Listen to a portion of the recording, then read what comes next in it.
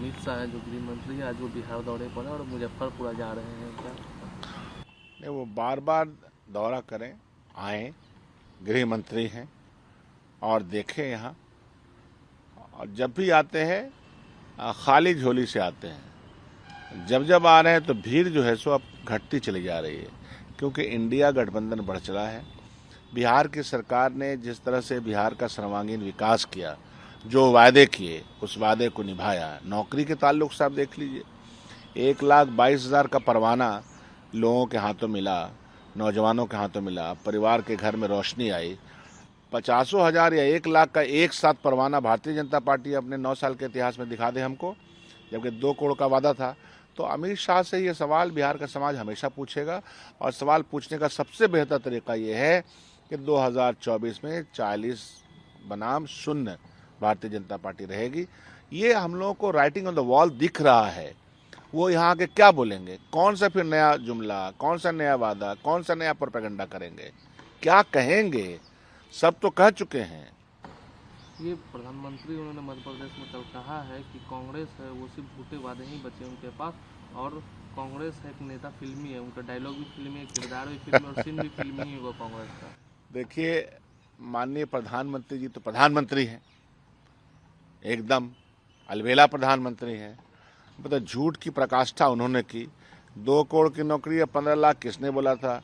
किसने smart India और make in India किसने कहा था? उनका ही वादा था। रोजगार के ताल्लुक से किनका वादा था? किसानों की आमदनी दोगुनी हो जाएगी, किसका वादा था?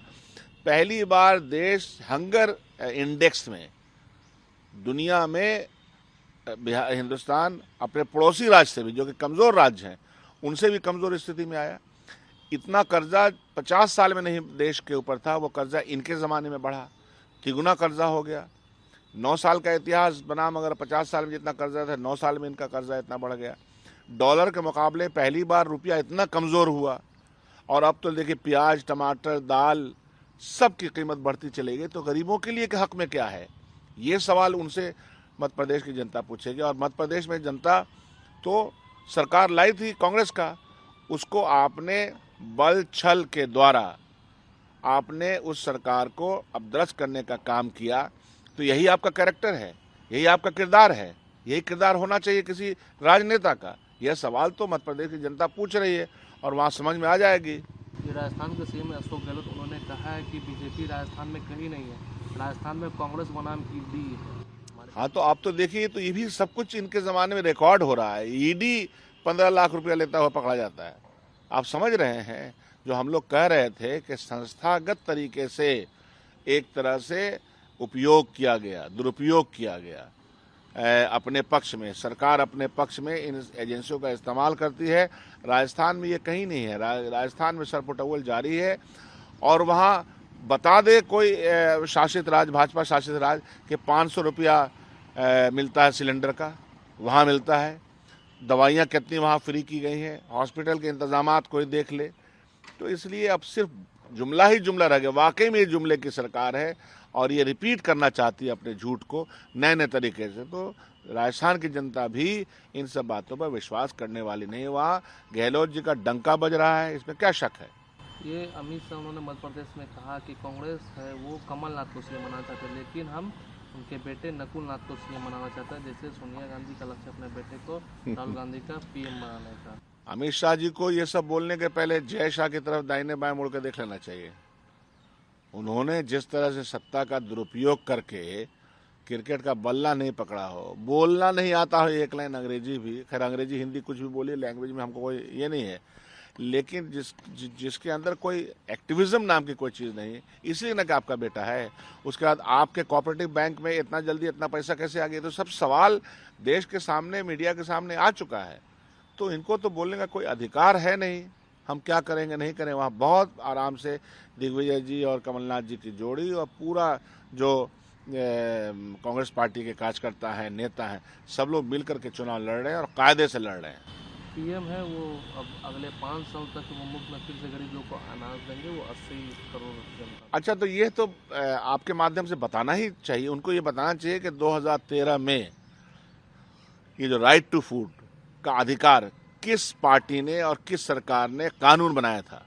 आप उसी कानून को कंटिन्यू कर रहे हैं, यही कर रहे हैं ना।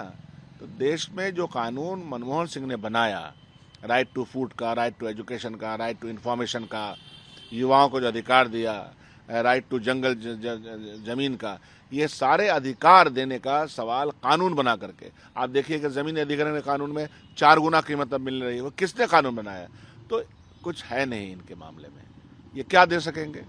दें, अच्छा चावल और गेहूं दे देते हैं 5-5 किलो मान लीजिए, तो नमक, तेल, प्याज, नून, सब्जी, उसका बीमारी, दुखी, इसका कौन कराएगा? ये छत्तीसगढ़ में राहुल गांधी ने कहा है कि आदिवासी से अधिक क्रांतिकारी से आदिवासी का मतलब देश का पहला मालिक। बीजेपी इन सब का इस्तेमाल नहीं करती क्योंकि वो जानते हैं कि अगर वो इस देश का इस्तेमाल करेंगे तो उसको जंगल, जल, जमीन ये सब लौटानी पड़ेगी और एक नए शब्द लेके आए वनवासी। असल में राहुल गांधी जी इनकी बुनियादी सवाल वो करते हैं और जिससे इनको मचमचाहट होती है, एकदम शरीर में लगता है कि करंट लग गया है। उन्होंने बुनियादी सवाल ये उठाया कि ओबीसी, ईबीसी और दलित समाज, ये 3 समाज जो गरीब समाज है, उसके लिए आप क्या कर रहे हैं, उसके लिए स्पेसिफिक कार्यक्रम क्या चल रहे हैं। इसीलिए कहा कि कास्ट सेंसस होना चाहिए। और बात सही है, वनवासी कल्याण क्यों कहेंगे? आदिवासी सबसे पुराने इस देश में रहने वाले, उसकी जंगल जमीन पर कब्जा किया अमीर लोगों ने और कब्जा करके उसको वहाँ से अपदरस कर दिया। उसको उसकी ज़मीन पर उसकी दौलत रही, उसको अपनी ज़मीन पर उसको अधिकार नहीं मिला। तो यह जो अधिकार देने का सवाल है, ये राहुल गांधी बुनियादी सवाल उठाते हैं, उसी से इन लोगों को परेशानी है। अच्छा, ये यूपी में जिस तरीके से अखिलेश यादव ने कहा कि 80 सीट पर वो 7वीं सीट पर वो लोकसभा चुनाव की तैयारियां कर रहे हैं और इंडिया अलायंस को उन्होंने कहा कि एक मजबूत और घातक दल है। नहीं, आज तो हमने देखा उनका बयान कि इंडिया गठबंधन के साथ हैं वो, और हमको लगता है कि ये सब लोग शीर्ष नेतृत्व के जितने लोग हैं वो आपस में बैठ करके चीज़ों को तय कर लेंगे।